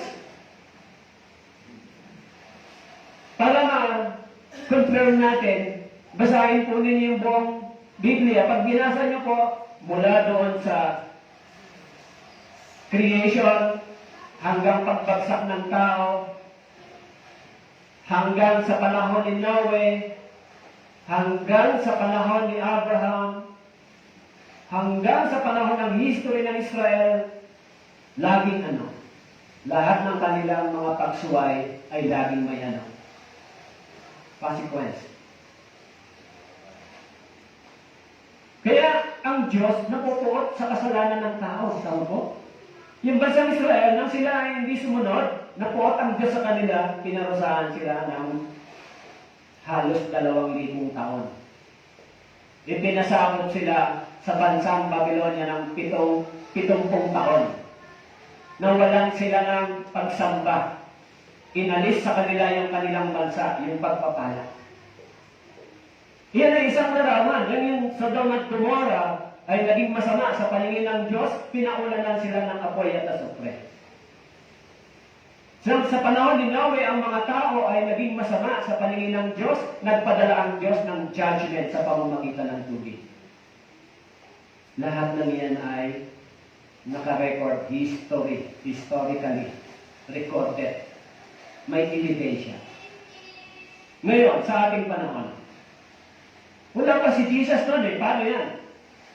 Tignan natin yung si Jesus nang dumating dito at nangaral sa bansang Israel. Nung hindi nila kinilala si Jesus, pag binasa mo ninyo yung gospel, ano ang propesiya ng Panginoon? Yung templo mawawasak. Kayo ikakalat sa iba't ibang panig ng mundo dahil sa hindi ninyo pagkilala sa salita ng Diyos. Nangyayari mo ba yan? Historically, prove it. No? Kaya, kung titignan mo, yung pagkilos ng Diyos, laging mayroong laging mayroong paalala. Kaya, paano naman yung mga hintil? Paano naman tayo? Paano naman yung mga tao ngayon? Paano yung mga tao, ipinipilit nila yung kanilang sariling paniniwala? Ang sabi dyan, nagtitipon sila ng ng puot. Kung ang Diyos ay napupuot, paano ka maliligtas? Tama po? Samantalang, ang laging takbuhan ng tao ay ang Diyos. Kaya tayo bilang mga ligtas, dapat maintindihan natin ito. Sino ba ang Diyos talaga sa akin? Ako ba ang nasusunod o ang Diyos? Pag sinasabi mong ikaw ay born again, tingnan mo kung sino ang sinusunod mo, kung ang sarili mo ba o ang Diyos. Sino ba nagpapatakbo ng buhay ko? Ang Diyos ba o ako? Once na naligtas tayo, ang dapat na magpatakbo sa buhay natin ay ang Diyos. Hindi na natin pag-aari ito. Tama po? Actually, itong katawang ito mawawasak pagdating ng panahon. Hindi ito maniligtas ng katawang ito. Maliban, pag na dumating ang Panginoon, bibigyan ito ng bagong katawan. Kaya sabi ko dito, gagantihan ang bawat tao ayon sa kanyang mga gawa. Malinaw po yan. Sabi ko, gagantihan ang bawat tao ayon sa kanyang mga gawa. Kanyang gagantihan. It is not fearful, brothers and sisters. Di ba? Kaya sabi ng Biblia, ang Diyos ay araw-araw na may galit, isang hukom. Yan po ay nakakatakot na salita. Halimbawa po lumindol. Natatakot pa kayo pag lumilindol? Yes. Mararamdaman mo yung takot. Tama po? Yung lindol ay hindi katulad ng puot ng Diyos. Tama po? Kung sa lindol natakot ka, mas lalo sa puot ng Diyos. Dapat ganon. Tama po? Kasi iba yung lindol, pwedeng tumigil. Pero yung puot ng Diyos, hindi po yung titigil pag hindi ka nagsisi manumbalik sa Diyos. Tama po? Marami bang tao ang lumalakas tanan dito sa Biblia? Marami bang tao ayaw sundin ito? Kaya, it is a fearful. Sometimes, maisip mo, hindi nila alam yung kanilang ginagawa. Hindi nila alam yung paglapastanan nila sa salita ng Diyos ay kinapopuotan sila ng Diyos. Iyon yung Biblia ang nagsasabi, hindi po ako. Tama po? Kaya sabi po, kung hindi nagsisisi ang tao, nagtitipon siya ng puot sa araw ng kapuotan, paghukom ng Diyos. Kaya mga brothers and sisters, alam nyo, iniisip ko yan, pag iniisip ko yan, sabi ko, dapat ito malalim sa ating puso. Dapat meron tayong tunay na pagkatakot sa Diyos. Hindi po yung pagkatakot mapunta sa impyerno. Tapos na po tayo doon. Yung pagkatakot na suwayin yung kanyang salita. Baka akala ng tao naniniwala sila sa Diyos habang nilalakastangan naman nila yung Biblia. Yung salita ng Diyos, hindi naman nila kinikilala. Tama po? Habang naniniwala sila sa Diyos, hindi naman nila ito kinikilala. Sabi ng Diyos, biglang mababali. Tama po? Biglang mababali. Ito ay pagsaway sa atin. Pagsaway ng Diyos ito sa tao. Tama po? Kaya sabi po dito, sinasabi, ito ang dugo ng tipan na iniutos ng Diyos sa inyo. Sa gayunding paraan, ang tabernakulo at ang lahat ng mga kasangkapang ginagamit sa banal na pagsamba ay pinamimisikan ng dugo. Lahat ng mga kasangkapang ginagamit sa banal na pagsamba. Lahat ng kasangkapan.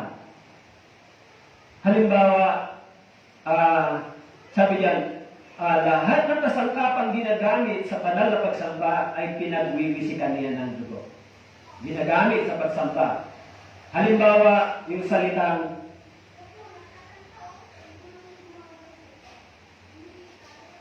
halimbawa po yung salitang templo.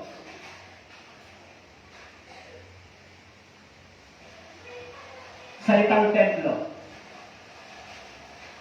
Ikaw ito o itong building?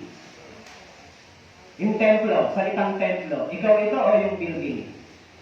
Ikaw. Tama po? Kaya ka naging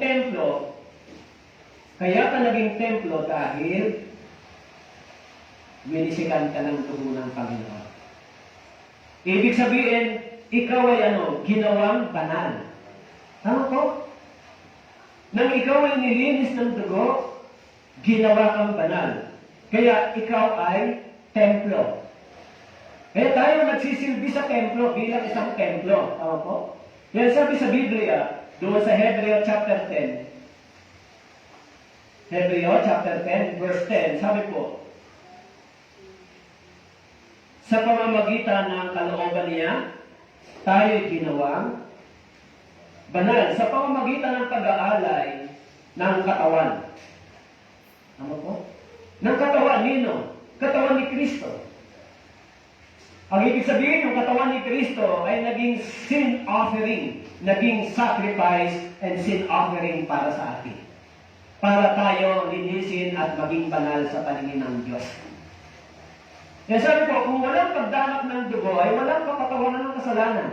Kung walang pagdanap ng dugo, walang pinabanan. Kaya sabi ko, yung lahat ng ginagamit sa loob ng templo ay winilisikan ng banal na dugo para maging banal. Tama po? So, tayo ay winilisikan ng dugo ni Kristo para maging banal. At tayo ay naging templo. Bakit tayo naging templo? Sabi po sa 1 Corinthians chapter 3, hindi nyo ba nalalaman? Puntahan po natin yung talata. 1 Corinthians chapter 3. Sabi po dito sa verse 16, hindi ba ninyo nalalaman na kayo ay templo ng Diyos at ang Espiritu ng Diyos ay naninirahan sa inyo? Sino po ito? Actually, sinabi ni Pablo yan sa mga believers sa Corinto. Kasi sila, kahit mga Kristiyano na sila, parang nabuhay silang hindi Kristiyano. Kaya sabi ng Panginoon, yung katawan nyo, hindi nyo ba nalalaman? Kayo ay templo ng banal na Espiritu. Sabi niya, di ba niya nalaman? Kayo ay templo ng Diyos. At ang Espiritu ng Diyos ay naninirahan sa inyo. Kaya yung katawang ito, hindi mo dapat gamitin ang muli pa sa kasalanan. Kasi ikaw ngayon ay templo. Na dati ginamit natin ito sa kasalanan, ngayon, ang sabi ni Pablo, hindi niyo ba alam? Ikaw ay naging templo ng banal na Espiritu pagkatapos mong maligtas. Ang ibig sabihin ng templo, ikaw ay pinabanal at ikaw ay dapat gamitin para sa mga bagay na may kinalaman sa kabanalan ng Diyos. Ito, naiintindihan niyo po? Kaya tayo naglilingkod tayo sa Panginoon sa mga gawain may kinalaman sa kabanalan. Tama po? Pwede bang maging templo yung hindi ligtas? Pwede ba ang Espiritu ng Diyos manirahan sa hindi ligtas? Ay, yung ginagawa ng mga ibang pastor, iniimbitahan nila yung Espiritu. Come, Holy Spirit. Di ba? Come, Holy Spirit. Please come to my heart. Yun po ay maling theory. Hindi mo pwedeng imbitahan ang banal na Espiritu dahil ang banal na Espiritu ay Diyos. Pwede mo sabihin sa Diyos, oh, ikaw Diyos, pumasok ka sa akin. Ganun mo ba? It is impossible. Ano po? Inutusan mo yung Diyos sumunod sa iyo. Di ba? Kaya sinasabi ng mga pastor, di ba? O, tanggapin mo si Kristo, anyayahan mo pumasok sa puso mo ang banal na Espiritu. It is a false gospel and false teaching. Paano mo maiimbita ang Diyos sa iyo kung ikaw ay marumi? Ano po? Once na ikaw ay sumampalataya kay Kristo ng tunay mula sa iyong puso, nilinis ang iyong buti, automatic ang banal na Espiritu ay darating sa iyo. Sabi sa Ephesians chapter 1 verse 13. Nang tayo ay sumampalataya sa Ebanghelyong ito mula sa ating puso, ibinigay sa atin yung banal na Espiritu bilang paunang bayad. Ang ibig sabihin, this is assurance na ikaw ay part ng God's kingdom. Kaya sabi dito, kayo ay templo ng Diyos at ang Espiritu ng Diyos ay naninirahan sa inyo. Kung ang sino man ay magtangkang gumiba sa templo ng Diyos, gumiba, yan yung ating body. Ang tao ito ay gigibain ng Diyos sapagat ang templo ng Diyos ay banal at ang templo ito ay kayo. Ang ibig sabihin ng gigibain mo ito, gagamitin mo pa ba ito sa kasalanan, sa makasanlibutan? Mawawasak ito. Tama po? Because of sin, mawawasak ito. Kaya sabi dyan, kung may mga tao din na gigiba sa iyo, bilang itemplo ka ng Diyos, gigibain din sila gigibain sila ng Diyos. Kaya habang hinahamak nila yung salita ng Diyos, hinahamak nila yung isang Kristiyano, yung born again, habang pinagsasalita nila ng hindi maganda, hinahamak nila yung templo ng Diyos. Ngayon, kung hinahamak nila yung templo ng Diyos, yung anak ng Diyos, gigibain din sila ng Diyos. Bigla na lang sila magigiba. This is the Bible. Tama po? Kayo po, halimbawa, kung meron po kayong anak, kapag ang anak nyo ay sinasaktan, hindi ba kayo naapektuhan? Siyempre, maapektuhan tayo, di ba? Ang Diyos tayo ay pinuring na anak. Tama po? Kung tayo ay sinasaktan o winawasak ng iba, ang Diyos din ay proteksyonan tayo. Tama po?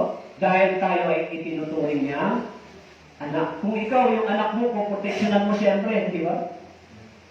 Kaya kung yung templo ay nilalait, tinahamak, yung church hinahamak, so sabi ng Biblia, huwag ka mag-alala.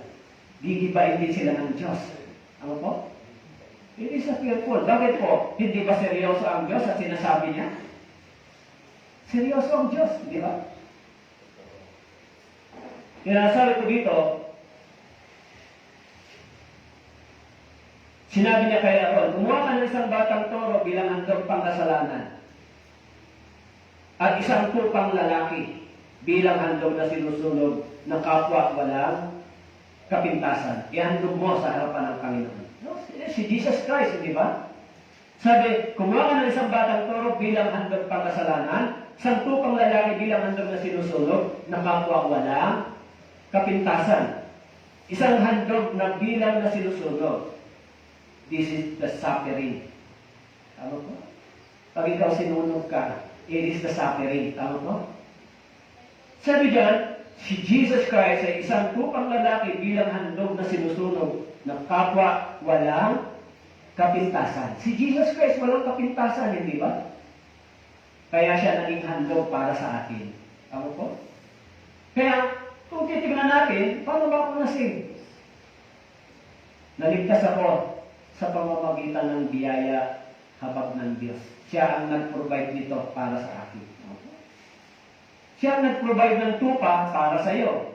Siya ang nag-provide ng blood para sa iyo. Siya ang nag-provide ng sacrifice for sin offering para sa iyo. Siya, sa pamamagitan ng ating Panginoon, Jesucristo.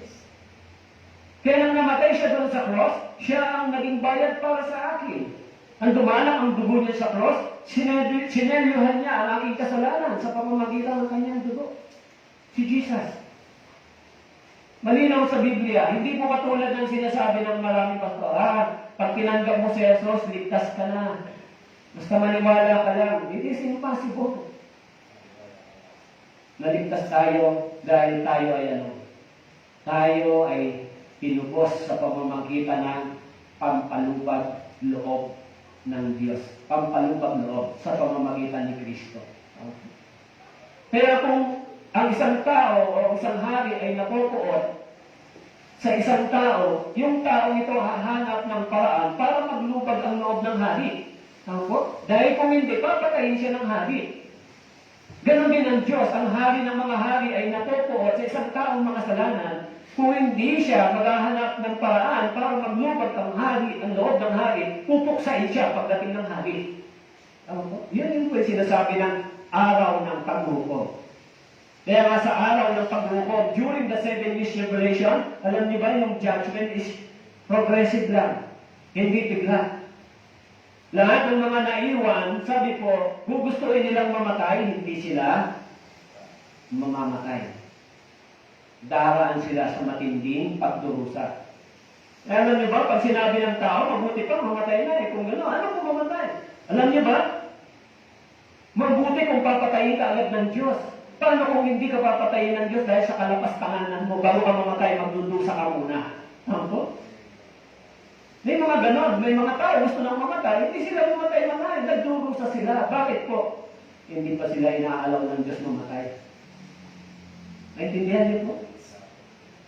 Kaya meron akong binibisita dating gano'n na matanda na, hindi na siya makabangon, hindi na siya makalakad, gusto niya na mamatay, hindi siya mamatay. Saka, yung kanyang kamatayan ay wala sa kanyang kagustuhan at wala din sa ibang tao. Yung kanyang kamatayan ay nasa kagustuhan ng Diyos.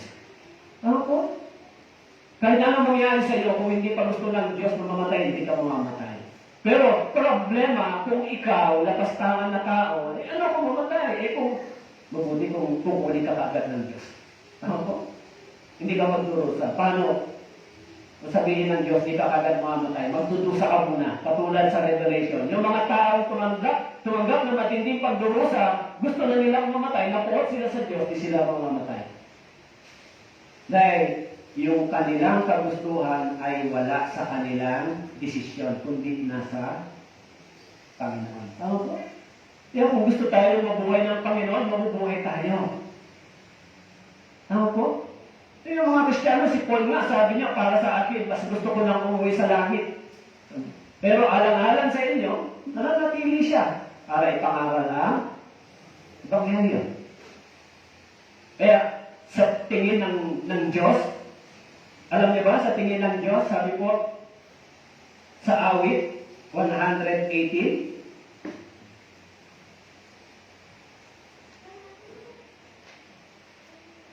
awit 116, awit 116, verse 15. Ito, awit 116, verse 15. Ano po ang sabi dito? Okay, sabi po dito, mahalaga sa paningin ng Panginoon ang kamatayan ng kanyang mga banal. Ano po? Sabi, mahalaga. Very precious. Ano po? Pero, sa paningin ng tao, ang kamatayan ay hindi mahalaga. Nakakatakot. Tama po? Sa paningin ng tao, ang death ay katapusan na ng buhay nila. Pero sa paningin ng Diyos, ang kamatayan ay mahalaga. Sapagat ito ay simula ng buhay ng isang banal sa piling na kasama ang Diyos. Sabi nga ng Biblia, mas nanaisin niyang tumahan sa langit ng isang araw kaysa tumahan ng 1,000 taon sa mundong ito. Ano po? Mas gugustuhin niyang manirahan ng isang araw sa langit kaysa manirahan ng 1,000 taon sa mundong ito. Kaya sabi po ng Panginoon, mahalaga sa paningin ng Panginoon ang kamatayan ng kanyang mga banal. Sino po yung mga banal na yan? Mga ligtas na tao. Tama po? Kaya yung death para sa atin ay it is a blessing. Hindi po curse. Tama po? Bakit po? Pag namatay ka, tapos na yung kahirapan mo rito. Pagka umalis ka na sa mundong ito, pupunta ka na sa tahanan, hindi ka nakakain, hindi ka naluluha, hindi ka na magdurusa. Di ba? Pero yung bagay na yun, wala sa ating sariling desisyon. Tama po? Yun ay nasa kamay ng Diyos. Pero paano yung mga hindi ligtas? Mahalaga ba sa paningin ng Diyos ang kamatayan nila? Kung hindi sila ligtas sa paningin ng Diyos, haharap sila saan? Sa puot ng Diyos. Tama po? Kaya, sabi po dito sa Biblia, yung sacrifice, yung sin offering para sa atin ay, alam natin kung sino po ito. Tama po? Gaano pa kaya ang dugo ni Kristo na sa pamamagitan ng walang hanggang Espiritu inihandog ang kanyang sarili, na walang dungi sa Diyos, ay maglilinis ng ating budhi mula sa mga gawang patay upang maglingkod sa Diyos ng buhay. Maglinis ng ating budhi, sa conscience. Ano po? Nung nagkasala ang tao, ang conscience ay naging marumi. Ano po? Kaya nung tayo ay na-born again, nilinis yung ating conscience, nilinis. Pero yung katawan natin, nilinis ba ito? Meron pa itong sinful nature. Kaya meron pa kayong sin sa katawan, di ba? Meron pa tayong kasalanan sa katawan. Subalit ang kasalanan ito ay hindi na magdadala saan? Sa katulad ng impyerno. Kaya meron pa tayong tinatawag na sinful nature. Ano po? Kaya pag sinabi sa'yo, wala ka ng kasalanan, tapos na, Kung wala ka ng kasalanan, Baka bukas magkasala ka, questionin mo yung nagsabi sa'yo. Sabi mo, wala na akong kasalanan. Bakit nakagawa pa akong kasalanan? Actually, ang inalis ng Diyos sa atin ay yung hatol. Tama po? Yung judgment sa sin. Tama po? Yung papuntang impyerno.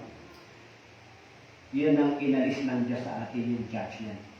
Pero yung sin, still nandito sa ating laman. Tama po? Ngayon, kung magkakasala pa ito, hahatulan ba ito ng Diyos? Itong ating katawan, pagka tayo nagkasala pa ngayon, tumuloy sa kasalanan, hahatulan ba ito ng Diyos? Hahatulan ito? Yes.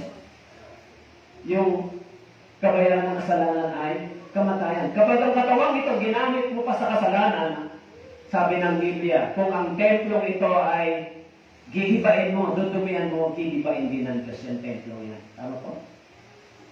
Pero yung hatol ng ating espiritu para mahulog sa impyerno, tapos na. Tama po? Ligtas ka na. Ligtas na yung kaluluwa. Pero yung hatol para sa pagsuway mo, habang nabubuhay ka bilang Kristiyano, habang nandito ka pa sa lupa, yung hatol sa pagsuway mo, hindi ka ba didisiplinahin, parurusahan ng Diyos kapag ka ikaw ay hindi sumunod?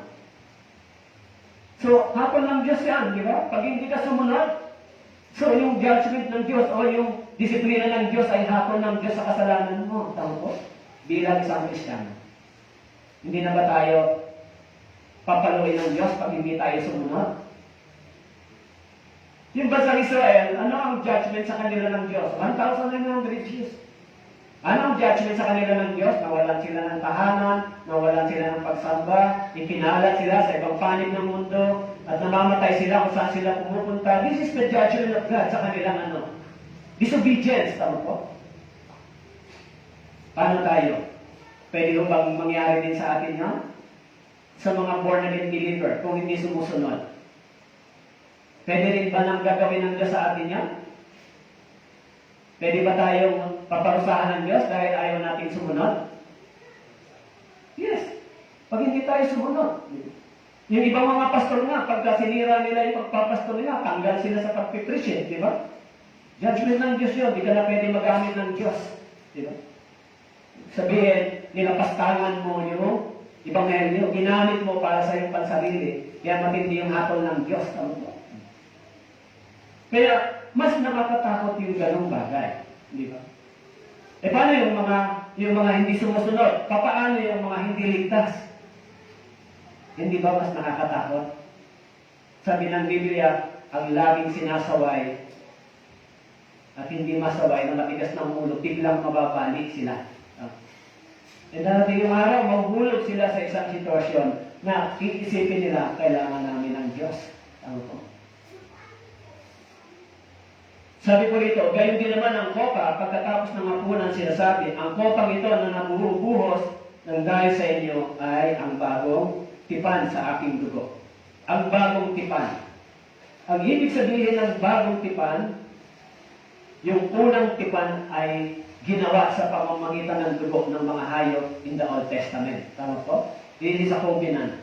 Sabi ron, kung walang pagdanap ng dugo, walang kapatawaran ng kasalanan. Kaya, iyan yung unang tipan na ginawa sa lumang tipan. Lahat ng bagay ay winisikan ng dugo. So, kung ganon, yan ang unang tipan. At nang si Jesus ay dumating, sabi niya, ang kopang ito na nabubuhos ng dahil sa inyo ay ang bagong tipan sa aking dugo. So, kung ganon, ngayon, ito ang bagong tipan, bagong covenant. Ibig sabihin, tayo ay tumanggap ng bagong covenant. Okay? Sa pamamagitan ng dugo ni Kristo, tayo ay naging malinis at tayo ay pinatawad sa lahat ng ating mga pagsuway. Kaya sinabi ng Panginoon, dahil sa inyo ay ang bagong tipan sa aking. Ito po ay si Jesus. Tama po? Sabi niya sa aking dugo. Hindi po sa dugo ng hayop, hindi po sa dugo ng toro, kundi sa kanyang sariling dugo.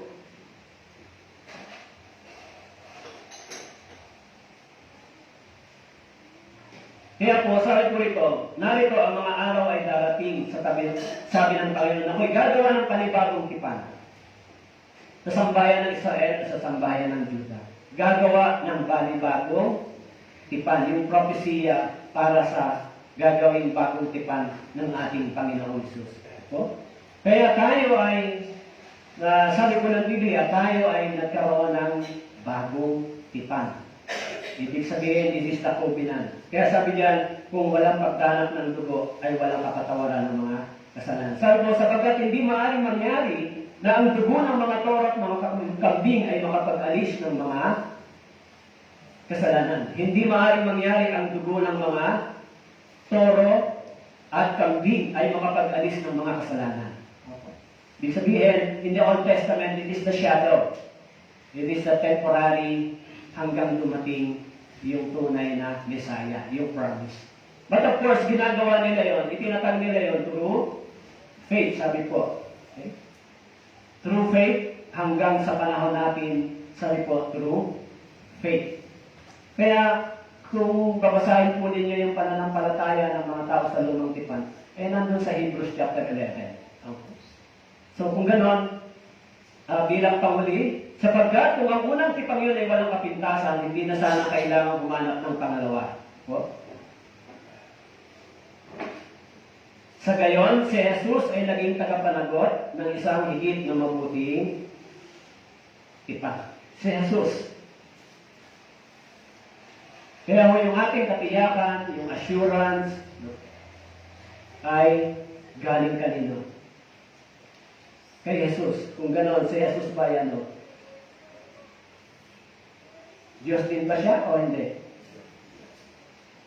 So, sa Bible, ipinaliwanag kung sino si Jesus. Siya ay siyang Diyos na nagkatawang tao. Tama po?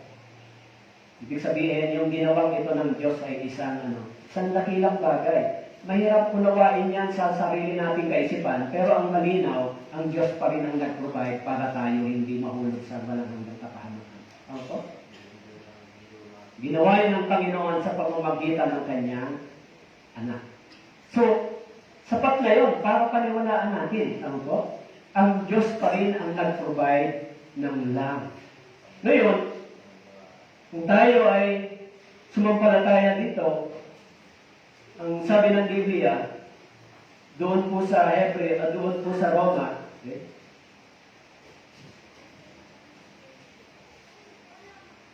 Roma chapter 1, sabi po dito, verse 18, sapagkat ang puot ng Diyos ay nahayag mula sa langit laban sa likuan at kasamaan ng mga tao. Yung puot ng Diyos. Ligtas na ba tayo dito? Sa puot para sa kahatulan, sa araw ng pagmukom, sa impyerno, ligtas na tayo. Tama po? Ligtas na tayo para sa kahatulan, sa puot ng Diyos, doon sa impyerno, sa unang tinatawag, sa ikalawang pagmukom ng Diyos. Tama po? Yung ating espiritu, yung ating kaluluwa, ligtas na mula sa puot ng Diyos. Hindi na siya hahatulan. Pero yung ating katawan, yung body, ligtas na ba sa puot ng Diyos? Hindi pa. Hindi pa. Bakit po? Kapag ang isang tao o isang Kristiyano ay bumabalik sa kasalanan, maaari magkaroon ng ganito ang Diyos, tama po? Sa kanyang katawan. Katulad sa bansang Israel, nang ang Panginoon ay sinuway ng bansang Israel yung batas ng Diyos, yung utos ng Diyos. Napuot ba ang Diyos sa kanila? Ang sabi, naggalit ang Diyos sa kanila. Tama po? Kaya dahil sa galit ng Diyos, yung kanilang mga katawan ay ikinalat sa iba't ibang panig ng mundo. Yan ang larawan ng disiplina ng Kristiyano na hindi sumusunod sa salita. Kaya, bilang mga ligtas, dapat kilalanin natin ano ba yung kalooban ng Diyos. Dapat meron tayong fear. Ano po? Huwag tayong walang bahala sa mga bagay na iniuutos ng Diyos sa atin. Huwag kayong magwalang bahala. Bakit po? Hindi po porke ligtas na tayo. Ang Diyos ay pag hindi tayo sumusunod, ang Diyos ay okay pa rin. Ay, hindi ho ganun. Kung tayo iligtas na, mas dinidiman ng Diyos yung ating obedience. Tama po? Dahil yung mga tao hindi ligtas, hindi naman talaga sila susunod sa Diyos. Pero yung mga niligtas, hinihingi ng Diyos yung obedience. Tama po? Pagmamahal sa church, paglilingkod sa Panginoon, hinihingi ng Diyos sa atin yun. Yung pagsisilbi, pagsasakripisyo, hinihingi ng Diyos sa atin yun. Dapat natin isagawa yun. Bakit po? Dahil doon, sa mga sacrifice, paglilingkod, pagsasakripisyo para sa Diyos, doon manggagaling yung salita.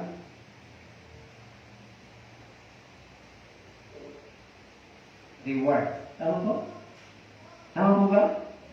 Yung sacrifice, obedience, pagkakaloob, pagtulong sa church, paggawa ng mabuti, pag-evangelismo, diyan manggagaling yung iyong reward. Yan ang pinakadulong mo niya. Yan ay inaasahan ng Diyos sa atin. Ligtas na tayo, dapat magawa natin ito. Ngayon, paano yung mga hindi sumusunod, nagwawalang bahala? Nasa kamay ng Diyos. Pero malinaw sa Biblia, kapag hindi sila sumusunod, kapag hindi ka sumusunod sa salita ng Diyos, malinaw na merong laging consequence. Tama po? Si Adan at si Eve nang hindi sumunod, bagamat binigyan sila ng promise, meron silang consequence. Sa panahon ni Noe, ulitin ko, nang ang mga tao ay hindi sumunod tumalikod sa Diyos, may consequence. Tama po? Sodom and Gomorrah, nang tumalikod sila sa Diyos, may consequence.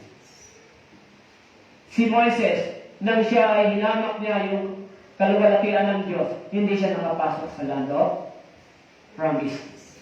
Israel, naglakbay sa ilang. Nung nawalan sila ng pananampalataya, hinamak nila yung salita ng Diyos, 40 days, naging 40 years. Ano po? Alam niyo ba yan? Yan po ay larawan ng buhay Kristiyano. Ang hindi natin gagawin, yung inuutos ng Diyos, tapos pagdating sa church, hindi po kayo gagawa, laging mayroon consequence. Kaya ayaw ng Diyos na tayo ay ayaw ng Diyos na magsawalang bahala tayo. Yan yung mensahe.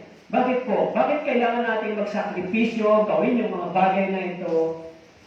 Kasi tayo, we are 100% na sure na beneficial ng biyaya at habag ng Diyos. Ano po?